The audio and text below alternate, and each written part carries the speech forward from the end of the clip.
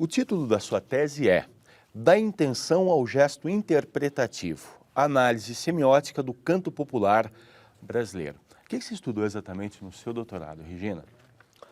Bom, vou voltar um pouquinho, porque esse é um processo que começou, na verdade, durante toda a minha carreira como cantora e como professora de canto, e que o primeiro recorte nasceu quando eu fiz o mestrado, de 2004 a 2007, na Unicamp, que é a universidade da qual eu sou professora, e ali eu fiz um estudo sobre a voz na canção brasileira, só que focalizando o comportamento vocal na chamada vanguarda paulista, ou seja, o canto de Nausete, Susana Salles, Luiz Tati, Arrigo Barnabé, Tetê Espíndola e por aí foi.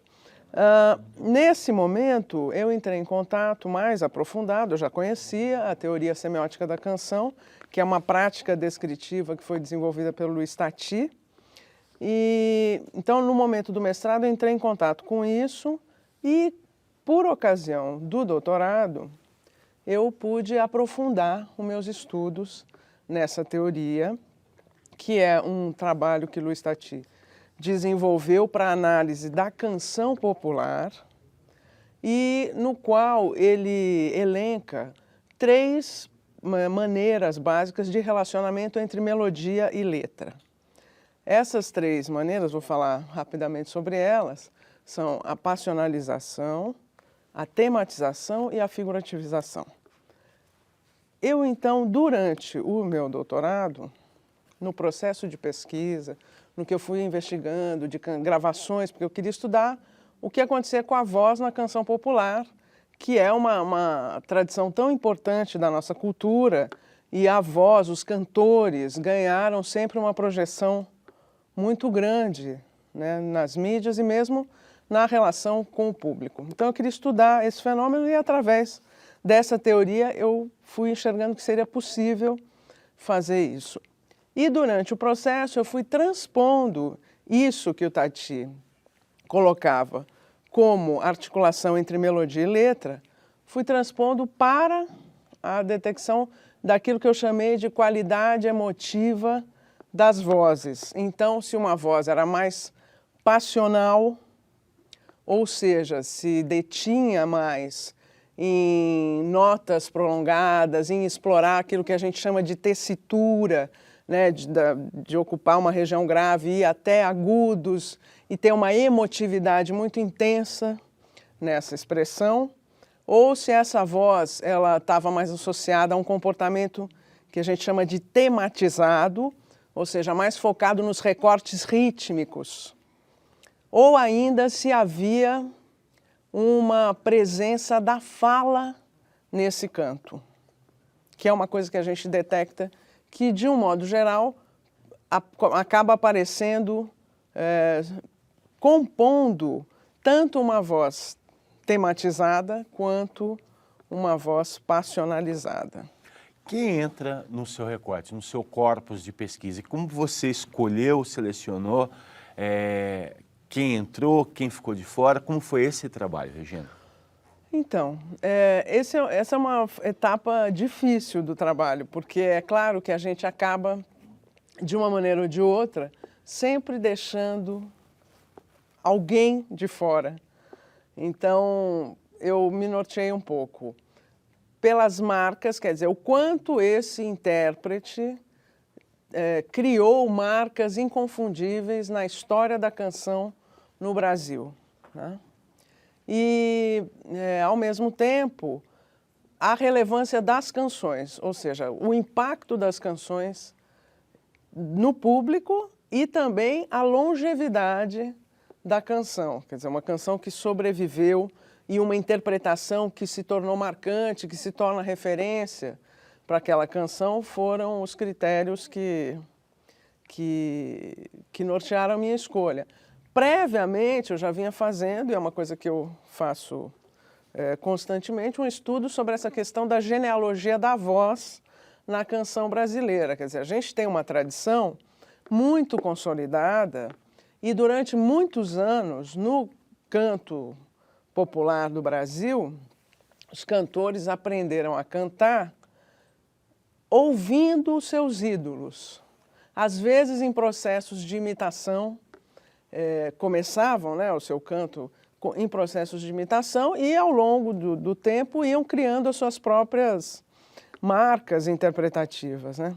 A própria Elis Regina sempre fazia referência a Ângela Maria como a grande mentora sonora do seu cantar, e em alguns momentos ela até convoca, né, vocalmente a Ângela Maria. Por exemplo, aparece aqui numa das canções que eu analiso, que é a gravação da música do Ari Barroso e do Luiz Peixoto, chamada Na Batucada da Vida, que eu analiso 3 gravações. A da Carmen Miranda, que é da década de 30, é a primeira gravação dessa música.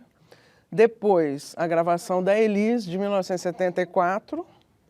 E depois, a gravação da Nausete, que é de 2009, dessa mesma canção. Então, através da detecção da genealogia e dessas marcas que o cantor foi deixando dentro da história da canção brasileira, que eu fui elegendo os intérpretes que comporiam o meu trabalho. Vamos citar aqui, foram 8 canções no total, é isso? É. E você escolheu sempre 2 versões, no mínimo 2 versões. Você achou melhor ter 2 versões? Como isso te serviu para análise e para pesquisa? Na verdade, eu queria poder demonstrar o quanto a ação do intérprete sobre a canção poderia revelar nuances diferentes de uma mesma canção, muitas vezes revelar até aquilo que o próprio compositor não identificou ou não teve a intenção de produzir, né? Que é também uma coisa que a gente vê nos depoimentos. Por exemplo, Chico Buarque inúmeras vezes já disse que quando manda uma canção para Maria Bethânia, a canção que volta é uma outra, que ele mesmo muitas vezes não reconhece. Então, essa ação do intérprete, ela é preciosíssima, né? E era isso que eu queria poder também detectar dentro de uma mesma canção.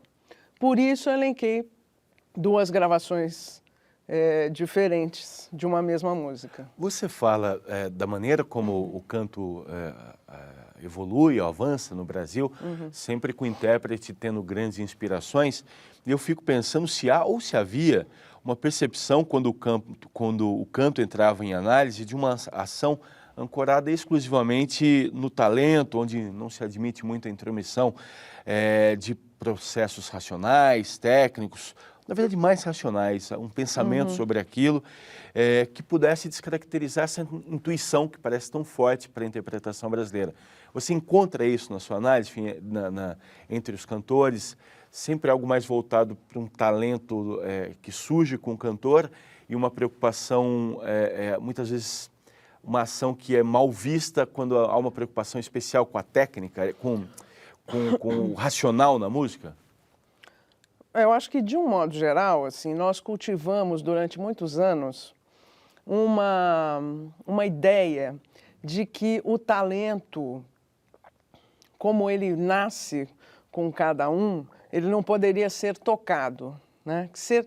Que uma possível racionalização sobre esse talento, um desenvolvimento de trabalho técnico, talvez cerceasse nesse talento o que ele tem de mais natural, enfim. Então, durante muito tempo, os cantores, por exemplo, que estudavam algum tipo de técnica ou que faziam trabalhos com fonoaudiólogos, tal, cuidadosamente tratavam isso em silêncio, porque o público também cultivava essa imagem de que aquele grande talento, aquilo já veio pronto, aquilo é uma obra, é o toque de Deus, né, na cabeça de cada um. Então, sem desconsiderar nada disso, porque eu acho que, é claro, os processos intuitivos são o que movem. Quer dizer, tudo nasce primeiro da intuição, né? E, a partir daí, no próprio fazer, a gente vai vendo isso na história até dessas vozes. Se você acompanha o desenvolvimento de um cantor ao longo de sua carreira, você vai vendo que vai havendo uma preocupação técnica no sentido de tentar cantar cada vez melhor, de ser cuidadoso com a afinação, de buscar realizar aquilo de maneira diferente, até para criar uma marca identitária inconfundível. Então, embora haja essa questão mítica de que o talento natural ele pode ser comprometido por uma racionalidade, a gente vai vendo ao longo da história que não é bem assim. Que muitas vezes os processos de pensar a canção, de estudar a canção, de trabalhar a canção, faz com que essa realização vá se tornando cada vez mais profunda. Inclusive, outro dia eu vi um documentário com o Zeca Pagodinho e achei genial, porque, primeiro, assim, porque ele é um artista que passa aquela imagem do total descompromisso e tal, e o documentário mostrando exatamente o contrário, que ele é um cara super rigoroso, que ele não atrasa um minuto para os ensaios, que ele exige que os músicos estejam presentes todos pontualmente, etc. E aí ele, dando um depoimento a respeito da canção que ele estava fazendo, ele falou, não, vamos só ensaiar um pouco essa canção, porque essa eu ainda não estudei, e eu preciso estudar a canção. Então eu achei isso genial, e achei genial estar no documentário à disposição das pessoas, que é para desmistificar essa relação. Uma coisa que você estuda, você aprofunda a sua relação com aquilo. Então, só pode melhorar. Dali, só pode aflorar uma coisa mais bonita ainda. É o João Gilberto que quebra um pouco isso, que traz a público de maneira bem clara essa preocupação com o racional, pensar a canção. Você até cita no trabalho, quando ele se retira 2 anos do Rio para trabalhar. O João é uma marca importante nisso? Eu acho que ele é uma marca importante em vários sentidos, né? Nesse sentido, porque talvez ele seja o primeiro a declarar isso. Quer dizer, a relação com a música e com aquele fazer nasce de um desejo quase obsessivo de conhecer todas as entrelinhas da canção, para que a voz pudesse se despojar de qualquer recurso técnico que comprometesse a sonoridade da canção em si. Então, o que me parece que é aquilo que João Gilberto quer traduzir na canção é a essência da relação melodia e letra, né? E para que isso aconteça, ele foi encontrando um caminho que era de mergulho profundo na canção. E ele talvez seja o primeiro que verbaliza isso, rompendo aquele ciclo do movimento mítico em torno do cantar, né? E o fato dele, especialmente ele, realizar isso, tem uma influência muito grande que acaba determinando um pouco as coisas nas gerações seguintes. Eu fico pensando, por exemplo, novos baianos que assumidamente amavam João Gilberto, e a turma toda que ele influenciou diretamente, de maneira muito forte, os tropicalistas depois. Sim. Daí vira uma questão importante para essa geração seguinte e até para uma depois, aí com a vanguarda de São Paulo, com Nausete, Arrigo. Ou seja, ali há uma mudança significativa nessa questão vocal, nessa questão da canção? Sem dúvida. Há primeiro uma quebra de paradigma gigante, né? Porque, embora a gente já pudesse detectar cantos mais despojados, mais próximos da fala, mais distanciados daquele conceito de voz, né? Que vem de uma tradição europeia, a gente já detecta um pouco isso nos anos 30, com a própria Carmen Miranda, com Mário Reis, com Luiz Barbosa, que é um cantor que não se notabilizou tanto, inclusive morreu prematuramente, mas que tinha uma articulação rítmica, um cantar já muito próximo da fala. Então, João Gilberto, ele vai de novo mergulhar nisso tudo e, ao mesmo tempo, cuidar de tratar isso com muito preciosismo na questão da afinação, das articulações rítmicas e da relação entre voz e violão. Quer dizer, o que ele realiza ritmicamente, melodicamente, vai da voz para o violão e vem do violão para a voz. Quer dizer, é uma coisa que cria uma sonoridade única, né? E ele foi referência fundamental para os tropicalistas, né, para tudo o que aconteceu na Tropicália, inclusive para os movimentos de oposição a isso que aconteceram, porque a Tropicália ela vai explorar outras possibilidades da voz, né? O grito, o canto mais radicalizado, não só essa abordagem mais bossa-novista. E, a partir daí, também vira uma referência para a vanguarda paulista, que vai mais ainda radicalizar os experimentos com a voz. Mas a raiz disso tudo está na questão do que foi rompido na Bossa Nova. Regina, eu queria retomar, falar mais detalhadamente sobre a análise em si. Um conceito que me parece fundamental para quem for conhecer o seu trabalho mais a fundo é o gesto interpretativo.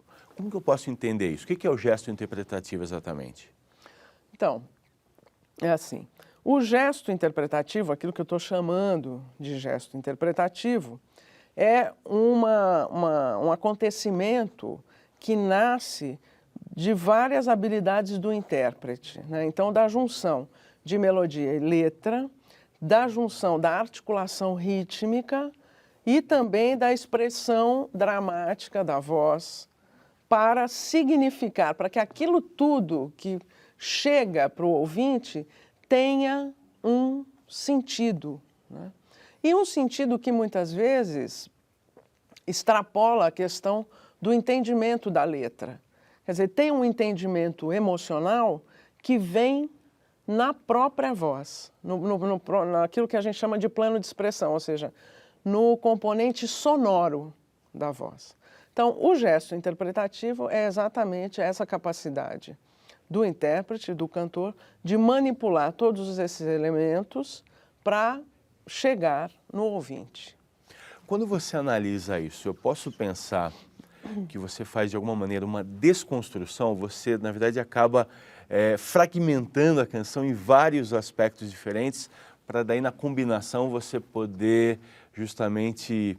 Eu estou pensando o seguinte, você até cita no trabalho, o Roland Barthes faz um ensaio no começo da década de 70, onde ele fala, acho que se chama O Grão da Voz, e onde ele fala dessa questão da análise da música e de como a adjetivação, tão somente, acaba reduzindo a análise, enfim, não dando conta do potencial, enfim, da grandeza toda da música. Você, de alguma maneira, acaba tendo que fragmentar a canção e analisar cada elemento ali nela para poder dar conta de tudo isso, para evitar justamente tão somente a adjetivação? É a busca, né? Não sei nem se eu consegui, mas essa é a busca, que a gente conseguisse falar da voz de uma maneira um pouco mais ampla e talvez tentando descrever a profundidade dessa relação, quer dizer, o que é uma canção e como ela é capaz de nos tocar de maneira tão profunda, né? O que o Roland Barthes fala a respeito do grão da voz, de certa forma, está muito relacionado com o gesto interpretativo, né? Aquilo que é capaz, muitas vezes, de extrapolar regras de bom comportamento vocal para criar uma coisa que impacta o público de maneira definitiva, né? Quando a gente faz análise, quer dizer, todo o processo de análise, e mesmo a psicanálise, envolve fragmentar para compreender as partes e isso gerar a compreensão do todo. É um processo difícil, claro que existe o choque, porque eu sou uma analista, mas que primeiro sou cantora. Então, que também cultivo esse certo apego a uma esfera que é intocável. E o paradoxal ao mesmo tempo, eu sou analista. Então, como analista, eu quero exatamente tocar isso que parece intocável. É um processo difícil, às vezes é o que produz um certo... O que faz temer é o que você pode se desencantar, né? É como se conhecer o segredo da mágica deixasse de produzir encantamento. Mas o que eu pude constatar com isso tudo foi justamente o contrário. Quer dizer, essa prática, a prática do canto popular na canção brasileira, especialmente, era uma coisa com a qual eu já me relaciono e que eu amo há já muitos anos, e com esse processo passei a admirar ainda mais. Regina, é possível, na verdade a pergunta é se você usou, se é possível, se você entende como possível a utilização de softwares, enfim, equipamentos que ajudem o analista a fazer essa análise da canção. A técnica pode chegar e pode te ajudar até que ponto nisso? A técnica, eu digo a questão... Isso, exatamente. Olha, assim, eu acho que pode ajudar em vários aspectos. Inclusive, existem programas que desenham o espectro da voz, né? Eu, particularmente, não usei nada disso. Quer dizer, o meu processo de análise, ele está baseado na escuta. Então, é quase na posição de ouvinte, só que de um ouvinte que tem um instrumental para poder fragmentar aquela escuta e analisar. Então, esse tipo de tecnologia eu não usei, mas conheço trabalhos de pessoas que utilizam. Acho que é bastante interessante e acho que até poderia ser um desdobramento, por exemplo, agora olhar para essas canções também, ou melhor, para essas vozes, né? Também por esse viés. Mas eu particularmente não usei, a minha análise é empírica, tem a ver com os processos de escuta e do impacto emotivo dessas vozes, né? A gente pode citar, enfim, as canções que você separou, até para quem está acompanhando possa saber o que vai encontrar no seu trabalho. Quais foram essas 8 canções que você analisou? A gente pode citar, você tem de cabeça cada uma, sim? Acho que sim, vamos ver. Se eu não tiver, eu recorro aqui ao material. Mas eu analisei Linda Flor, que é uma canção antológica na história da música brasileira e que foi gravada por inúmeros intérpretes. Eu analisei a versão da Aracy Cortes, que é a primeira gravação dessa música, de 1929, e analisei uma versão de 79, se não me engano, que é da Zezé Mota, uma gravação da Zezé Mota. E elas têm uma oposição incrível, primeiro começando pela tessitura onde atuam, né? Que a Aracy Cortes era uma atriz, cantora do teatro de revista, talvez possa ser considerada a nossa primeira cantora, né? A gravar efetivamente, e que atuava numa região muito aguda da voz, em oposição à gravação da Zezé Mota, que também é uma atriz, cantora, e que canta numa região extremamente grave. Tem aquilo que a gente chama de uma voz muito escura, uma voz densa, né? Um corpo, um espectro vocal, que já na escuta natural é possível detectar isso, né? Então, são vozes muito opostas, e eu fiquei intrigada em perceber o que cada uma delas traduzia. Analisei É o Amor, composição de Zezé de Camargo, que foi cantado pela dupla, Zezé de Camargo e Luciano, e foi regravada por Maria Bethânia. Analisei Beatriz, do Chico e do Edu Lobo, que é uma canção antológica que fazia parte do espetáculo O Grande Circo Místico, que é gravado no disco da trilha do Grande Circo Místico por Milton Nascimento, é uma gravação antológica, enfim, com muitas auras em volta dela, né? E em oposição à regravação da cantora Ana Carolina, que inclusive nos meios mais intelectualizados e mesmo nas pessoas que admiram a obra do Chico e do Edu Lobo e tal, quando a Ana Carolina gravou, foi nossa, o que aconteceu, o que ela fez com essa música e tal. E eu fiquei intrigada de tentar encontrar ali que transformações ela tinha produzido e descobri coisas incríveis, né? Acho que ela teve uma coragem enorme de tocar numa música intocável. Outras pessoas regravaram Beatriz, regravaram, mas sem mexer em absolutamente nada do que já estava imortalizado pela versão do Milton.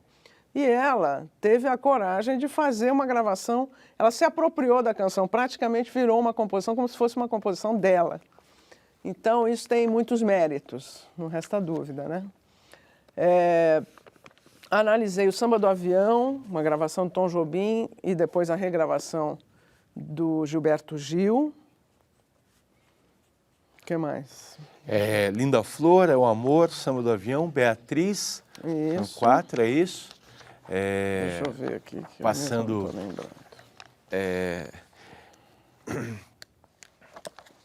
É que são muitas, né? Sim, são 8 e com 2 são versões. 8 foram as que ficaram, né? Uhum. Mas todo o processo de análise também, você ouve milhões de coisas, depois você vai filtrando. Analisei Falsa Baiana, do Geraldo Pereira, gravação do Ciro Monteiro, de 1944, e depois a gravação da Gal, de 1971, que é do show Fatal, uma gravação ao vivo, que ela faz um improviso vocal nessa gravação, que é uma coisa antológica. É uma gravação onde ela toca violão, ela tocando violão e cantando, e é, assim, das coisas mais incríveis da música brasileira. Então, analisei essa gravação.